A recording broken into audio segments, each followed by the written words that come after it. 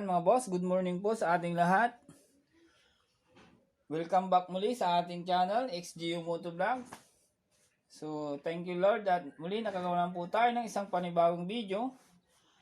At kung bago lang po tayo sa channel na ito, huwag kalimutan mag-like, subscribe at paki-comment na rin dyan sa comment section at paki-click na rin po ang notification bell para lagi po tayong updated sa susunod po na video o bagong i-upload. So, ang gagawin nating video mga boss ay mag-unboxing po tayo ng isang battery, RCB battery, lithium battery. So, ayan mga boss, umpisan na po natin. So, ayan po yung i-unboxing po natin. So, start na po tayo at bubuksan na po natin.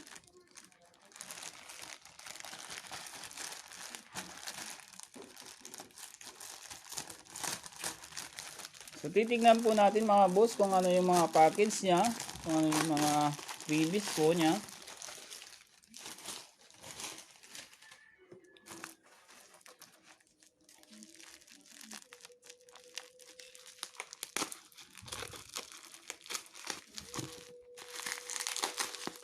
So, ang pagkakabitan po ito mga boss dito po sa ating motor, TMX Alpha 125.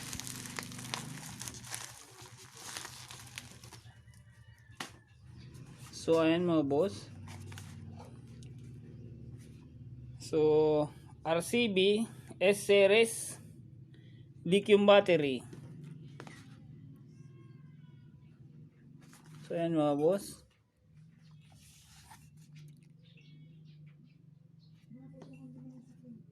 So, buksan po natin itong box po niya para makita po natin kung ano po ang kanyang laman at mga freebies po niya. So, ayan.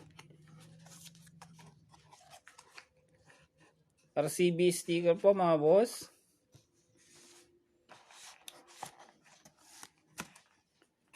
At yung card.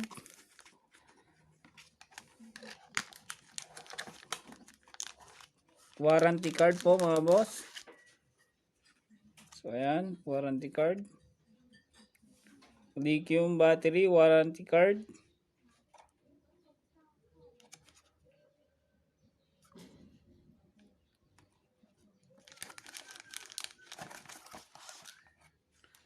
At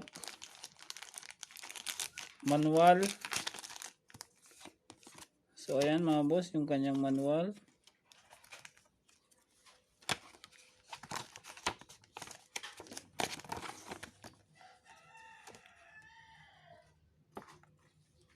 S-Series.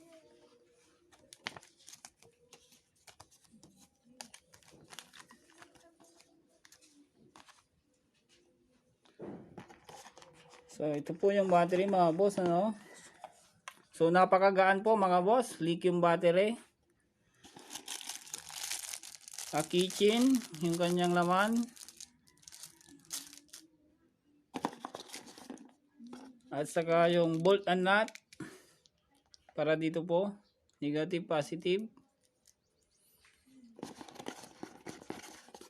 At yung kanyang rubber. So ayan mga boss, wala nang laman. So ito mga boss, para dito po ito, para pag hindi siya aalog-alog. So ayan, nakalagay po siya dito. Bali naka double sided tape po siya. So itong battery po na ito mga boss ay napakagaan, lithium battery. RCB S-Series. At may test po siya, so makikita po natin full, mid, low. So ayan mga boss, pag prinis po natin ito mga boss, so makikita po natin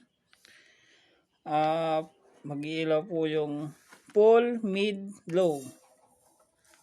So ayan mga boss, dito po natin makikita kung lubat na po siya, kung palubat na po siya, at full charge po siya, naka full. So ayan mga boss, ito mga boss ay napakagaan, lithium battery. At napakaiksi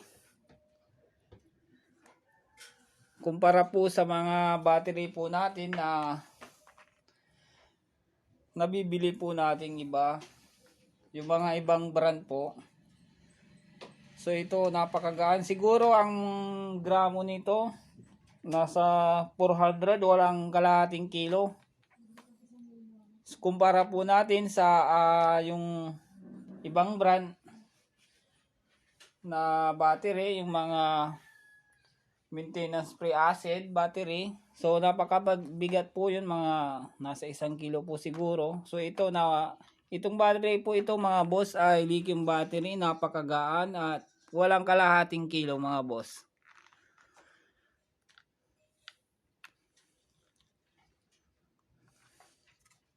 So ayun mga boss, yung kanyang side by side, back, side and front. So ang pagkakabitan natin mga boss ay dito po sa ating TMX Alpha 125. So dito po natin ikakabit yan mga boss. So babaklasin lang po ito, tapos ilalagay po natin. So aminado po ako dito na yung lagayan po ng battery po nito, itong Alpha, dahil po itong Alpha ay malaki po yung kanyang battery. So ang diskarte po dito para hindi po siya alog-alog ay lalagyan po natin ng styro po dito para hindi siya alog-alog mga boss, dahil po sa napakaliit po nito at napakagaan.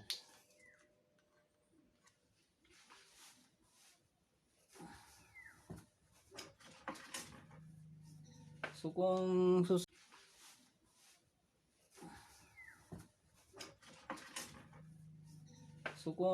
susukatin po natin, so ayan, nasa 5 inches lang po siya. Nasa 5 inches po siya mga boss, so napaka iksi. At yung kanyang taas ay, so ayan, 3.5 inches. So napakaliit mga boss. So madali lang naman po diskartehan po ito pag ilalagay po natin sa ating compartment ng ating battery. So may diskarte po dyan mga boss para hindi siya alog-alog. So ayan mga boss, umpisan na po natin na babaklasin po itong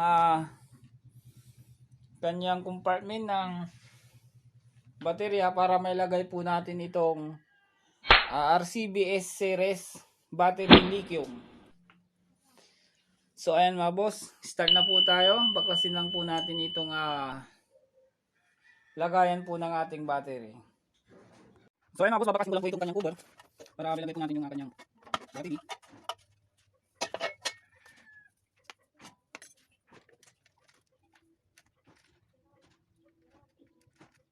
So itong papalitan po natin ng battery ay quantum battery po ito mga boss.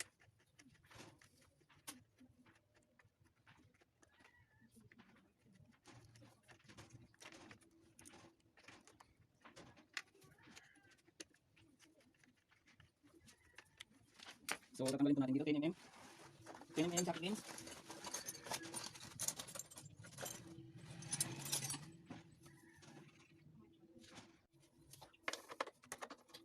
Baklasin lang po natin ito mga boss, para may lagay po natin yung RCB battery.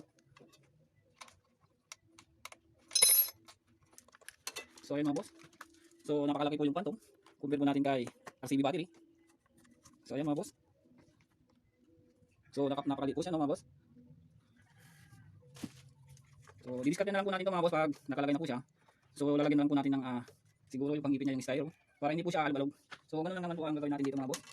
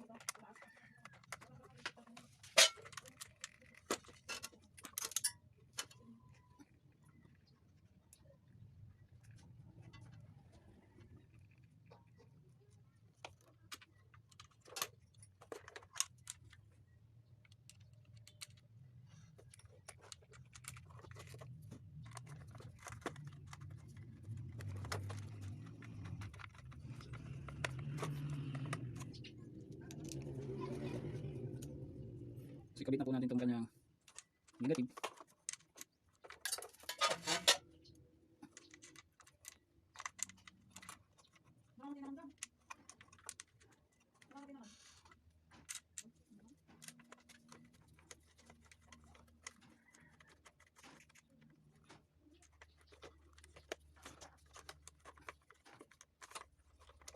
So ayan mga boss, hindi nagamit yung kanyang grid.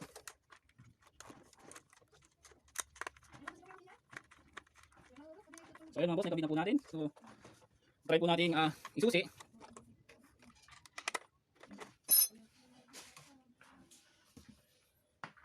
So try po natin isusi mga boss, ano po.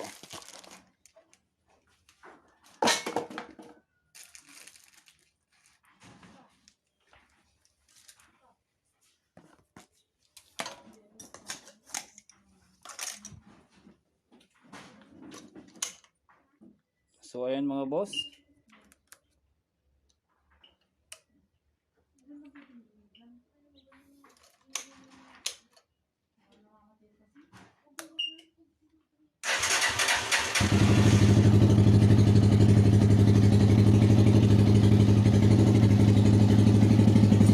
So ayan mga boss, na-install po natin yung motor. So napakaliit po yung battery. So maluwag po yung kanyang lagayan. So ayan, naka-full po siya, naka-full.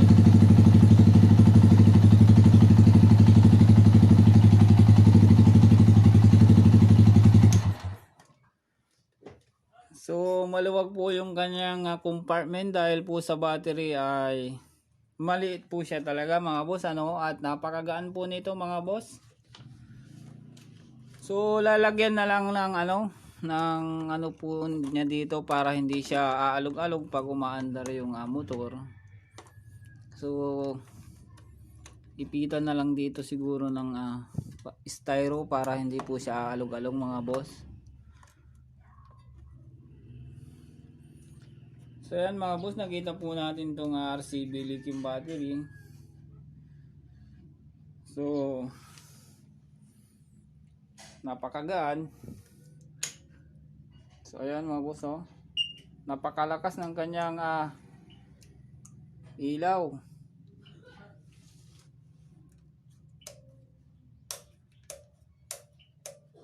So ang battery na po na ito mga boss, kumbaga sa mga ibang brand o ibang battery, so ang inirihiya po nito mga boss, so 100% compare sa mga ibang brand ay 50% lang po siya. So ayan mga boss, lalagyan po natin ng pang-ipit po dito para hindi siya aalog-alog. So ito po yung kasama sa package niya na ilalagay po dito para hindi siya totally, ito yung pupunta sa flooring ng compartment ng battery, kaya may kasama po siyang ganito. So gumawa po ako ng styro na ilalagay po siya dito para hindi siya aalog-alog. So ito po yung styro na ginawa ko. So may nagupit na ako mga boss. So ito po yung nagupit ko para ilagay po natin dito. So tatlo po yan mga boss, styro. So ito po, dito po siya para aangat din siya ng konti. Kasi pag hindi natin nilagyan, so ito babangga po siya dito. Kaya may ganito po siya. So nakaganyan po siya mga boss, ano. At yung isa, so dito yung isa.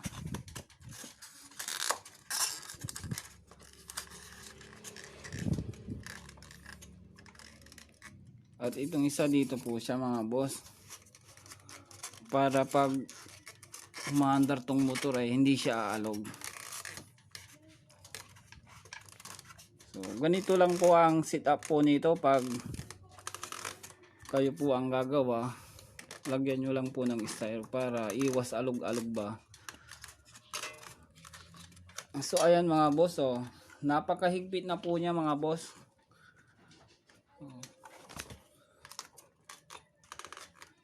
So ganito lang mga boss. ibalik natin yung kanyang dito po yan mga boss. Balik po natin dito.